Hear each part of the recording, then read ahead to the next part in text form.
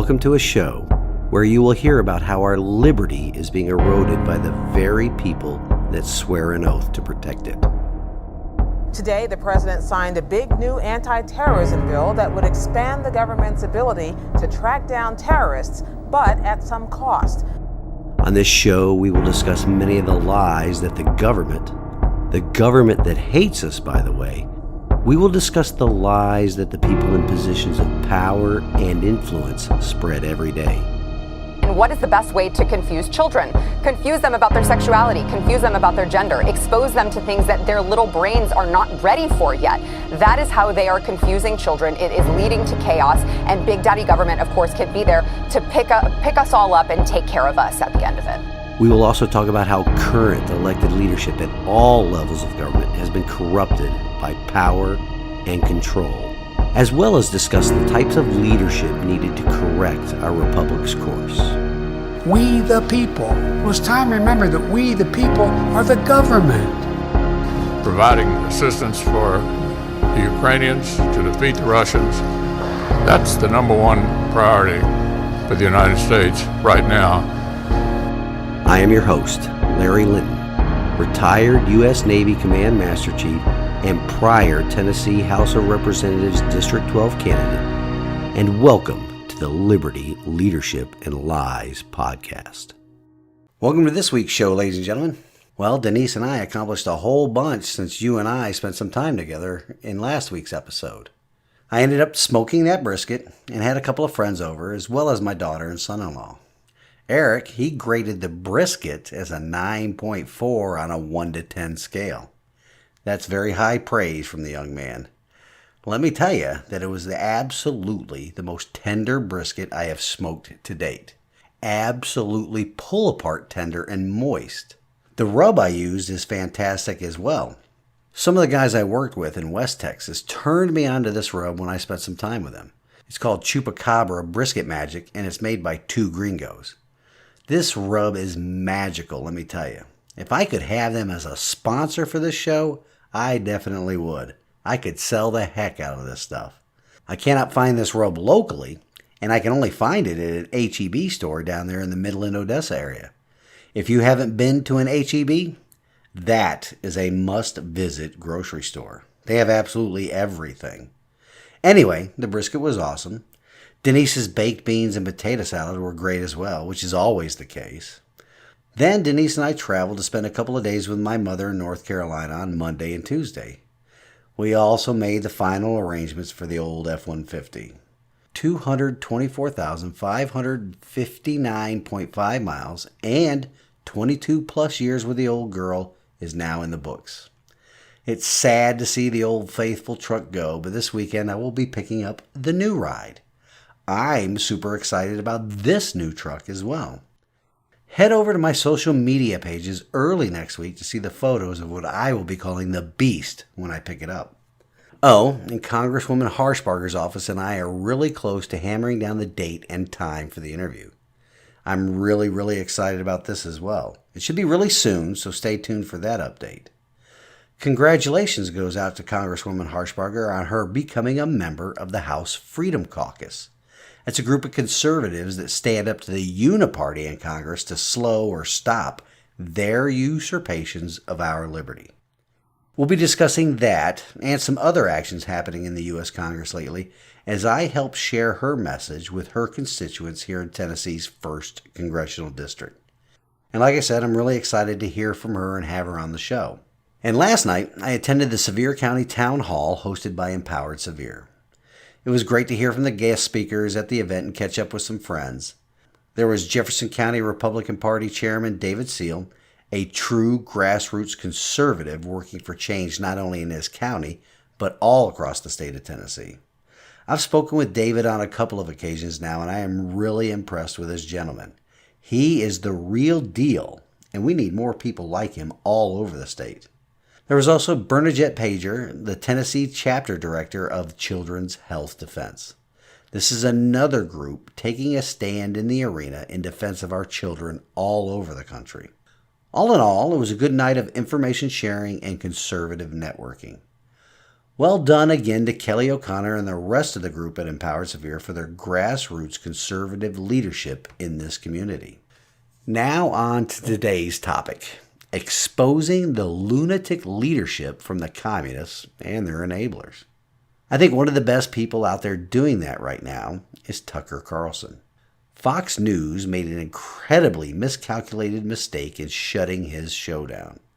There's a lot of speculation about why Fox News did what it did, and until Tucker himself lets us know the reason, that is what it will remain, speculation. Now, us conspiracy theorists, we do have a proven track record of being right about nearly everything that has happened for the past 3 years. But I'm still waiting for the parties involved to inform us all of this reason.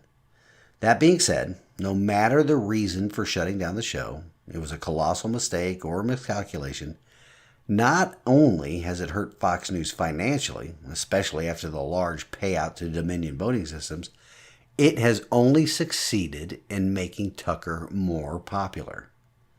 He has now released 4 of his Tucker on Twitter episodes, and the views are astonishing.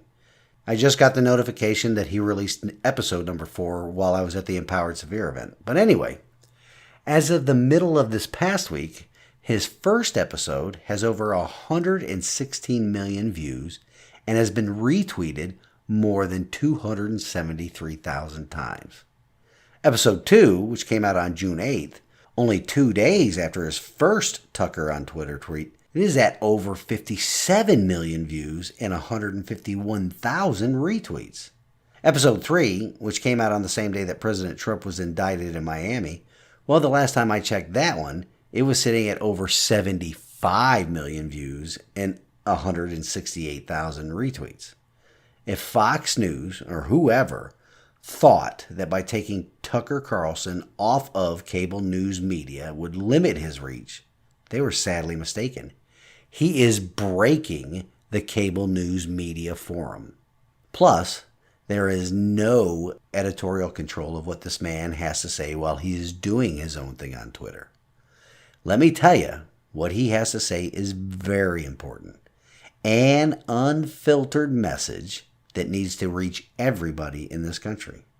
I found the second episode, titled Cling to Your Taboos, very important. If you have not had a chance to listen to it, please do so.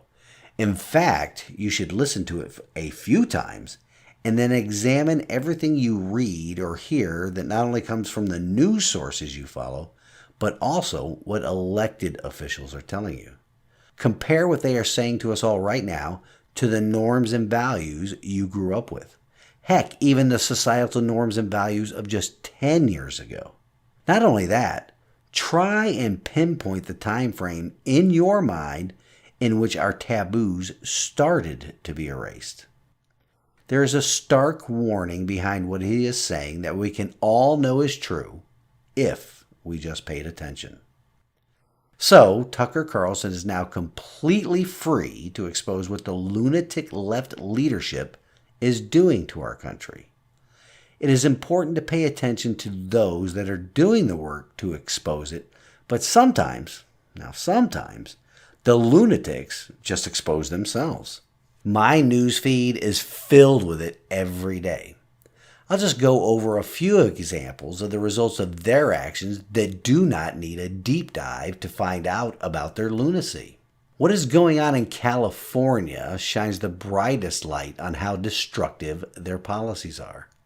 I read a recent news story about a very large shopping mall called the Westfield San Francisco Center, once a very profitable mall in San Francisco.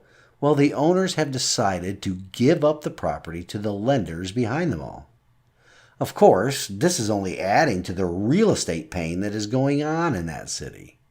The owners of that mall have more than $550 million in outstanding mortgage debt, and they have decided to just give that property up. All due to the deteriorating living, shopping, and safety conditions in that city and that state. San Francisco is the epicenter of the culture rot that is California.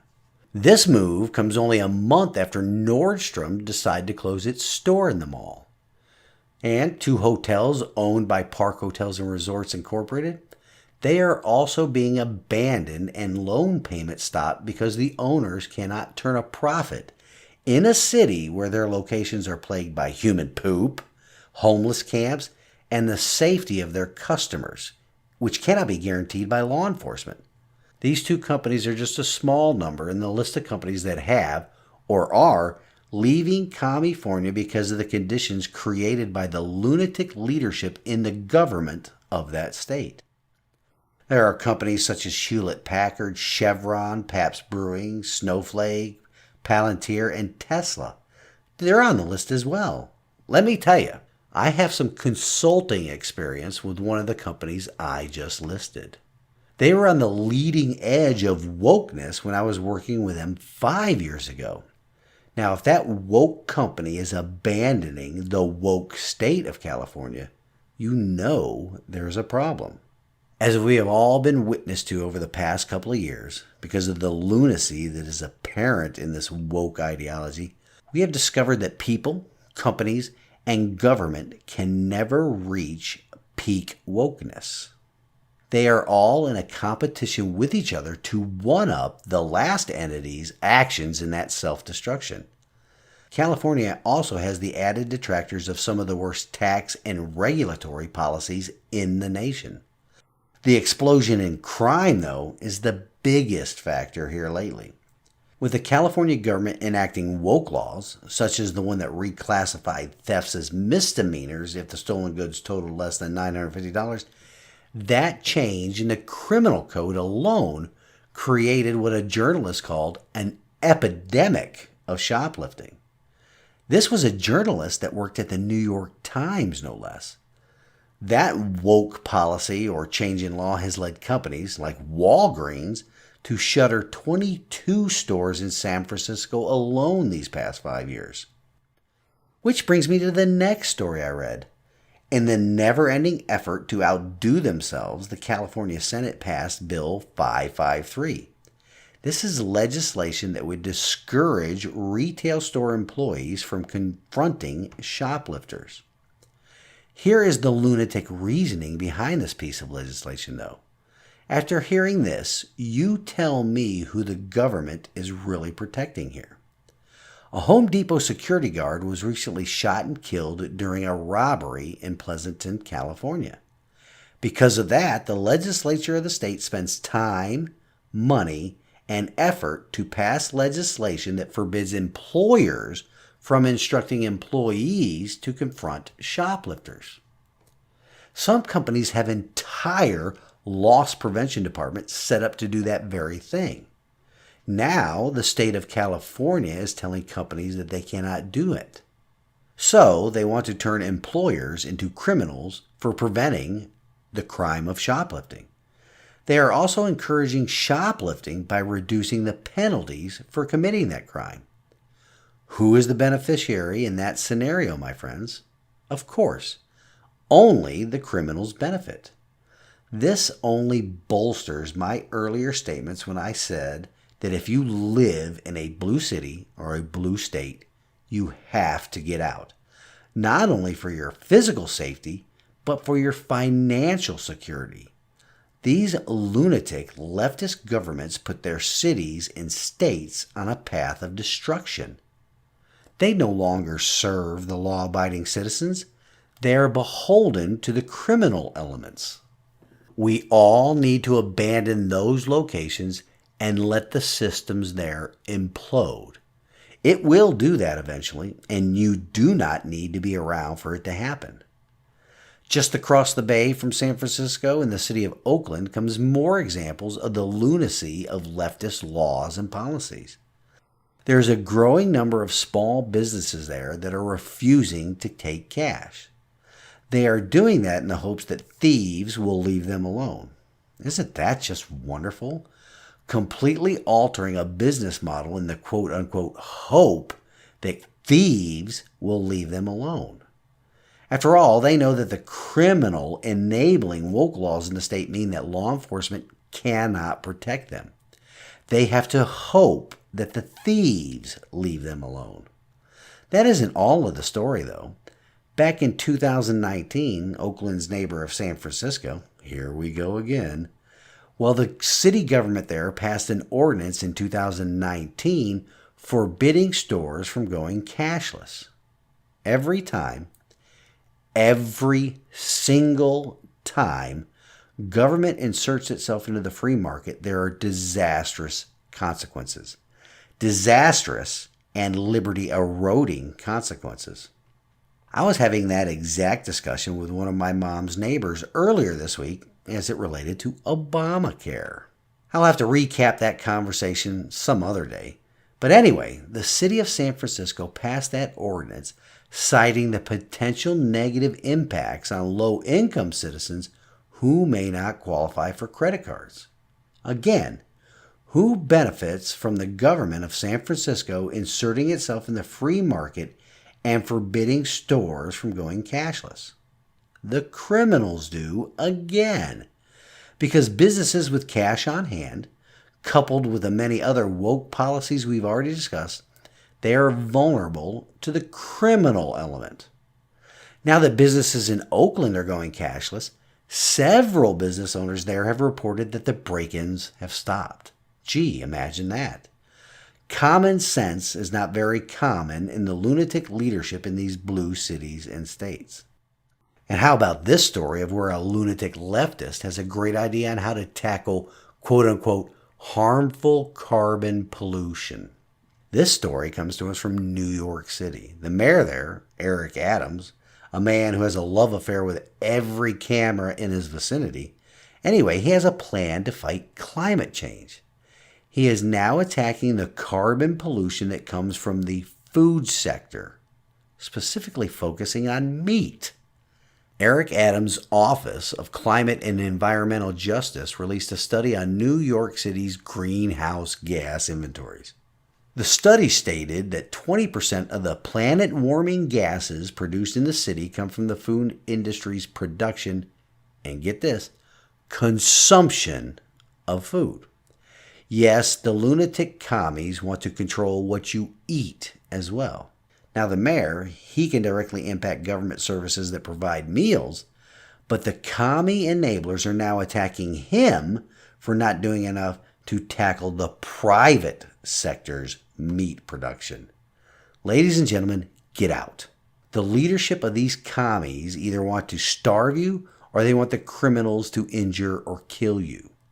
As I mentioned in last week's episode, though, there seems to be some small victories in the culture war skirmishes. Some great news recently came out of New Jersey, of all places. The Starbucks manager that was fired over some race-based controversy because her staff refused to let two black men use the restroom at a store there 5 years ago. Well, it turns out a jury determined that she was fired because of her race. She was handed $25 million in punitive damages and $600,000 in compensatory damages. That is awesome news. Again, you can't be too woke, and now Starbucks is facing the music of their own improper woke decisions. There are more and more victories coming in the culture war skirmishes too, especially in those skirmishes that touch on the sexualization of children. How about this for starters?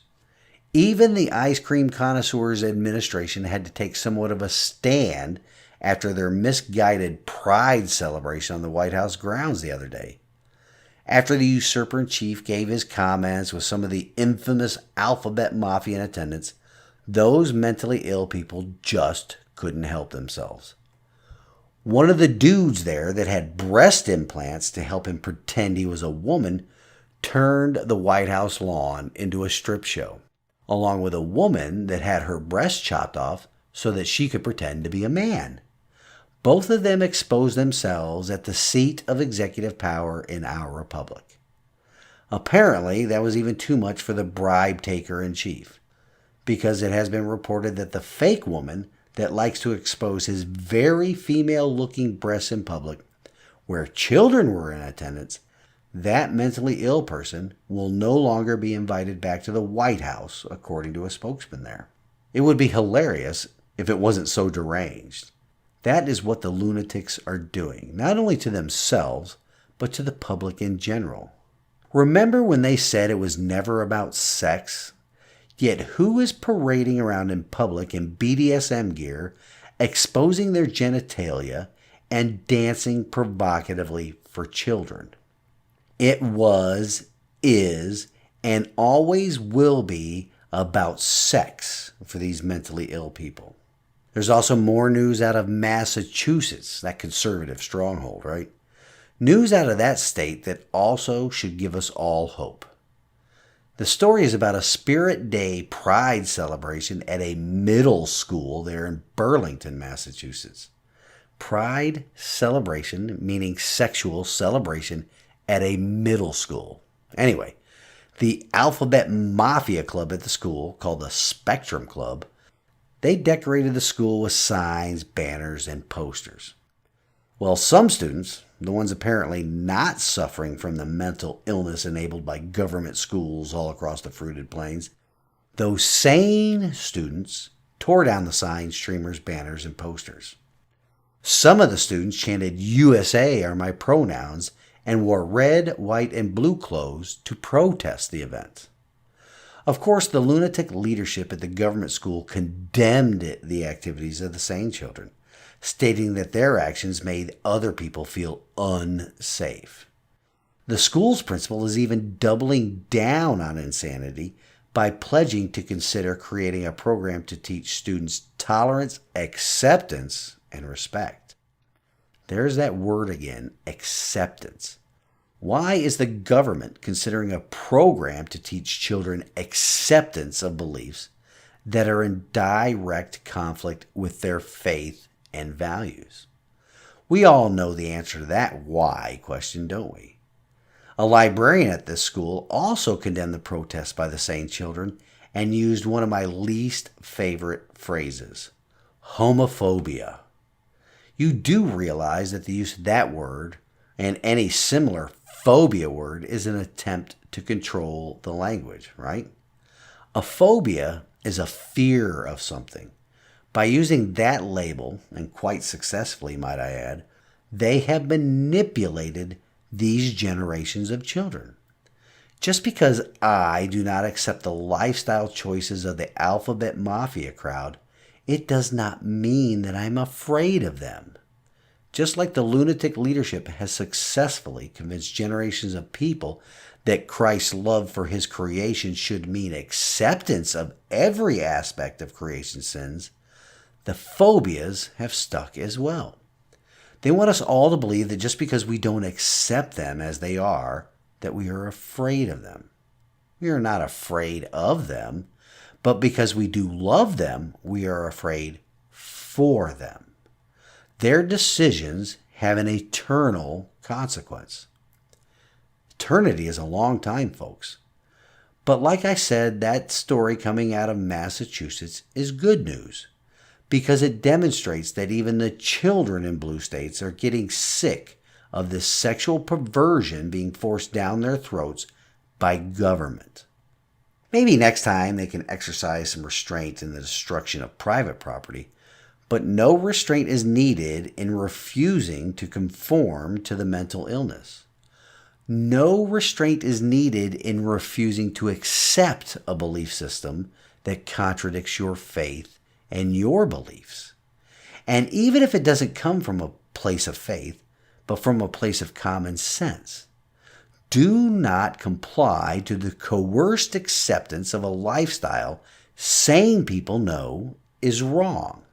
There is also more news coming out about the situation with Target stores around the country. This situation further solidifies the reason most people do not trust mainstream or legacy news organizations anymore. Many of you have heard the reports that several Target stores around the country, particularly in the South, they have had to be evacuated and closed due to bomb threats. Each time one of these situations has happened, the legacy media rushes out with headlines that are similar in nature. They'll report something like more controversy with the boycotts of Targets that they are now receiving bomb threats. They purposely leave out key facts with these bomb threats in order to paint the people boycotting Target stores in a bad light. News organizations want to perpetuate the narrative that these boycotts and bomb threats are coming from conservatives who they consider to be fascists. It is never mentioned that most of these bomb threats are coming from the alphabet mafia that are angry over the fact that Target moved their Pride merchandise to the back of the store. Nope, they don't mention that. Why? You know why, right? And that brings to mind another article that I read that was titled, quote, "The press is out of touch with the American people on transgender athletes," unquote. This article gives some interesting polling data. It states that 69% of all Americans, once again that is all Americans, and a plurality of Democrats, believe that athletes should only be allowed to compete against peers who share their biological sex.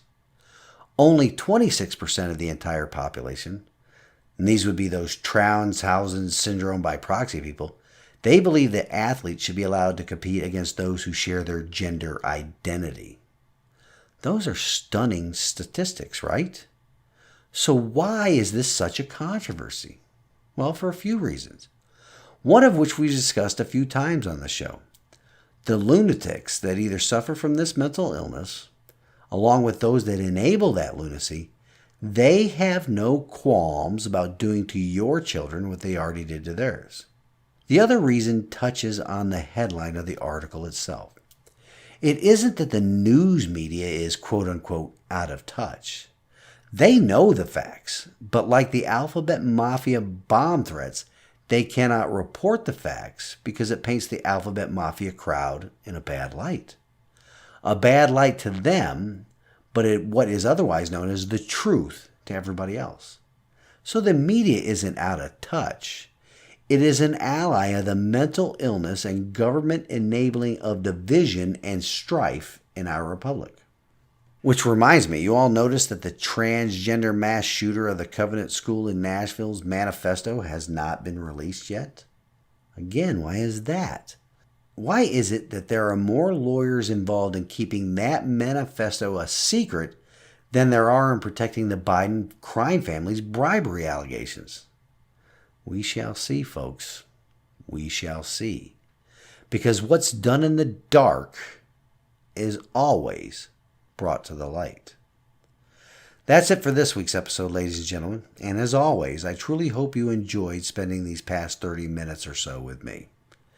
Of course, I need to plug the show again and ask for the audience's help by sharing it with everyone in your contacts list as well as on your social media pages. Also, please ask the people in your sphere of influence to subscribe and follow the show, especially on Spotify and Apple Podcasts, so we can get the show moving up on the charts. In closing, we have this week's wisdom from God's Word, and today it comes to us from 1 John 3:8. Whoever makes a practice of sinning is of the devil, for the devil has been sinning from the beginning.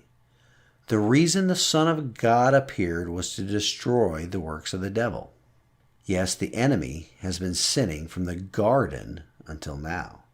His first sin in the garden was to create doubt. He said to Eve, "Did God really say you must not eat from any tree in the garden?" Eve heard the command straight from God. The command was not ambiguous.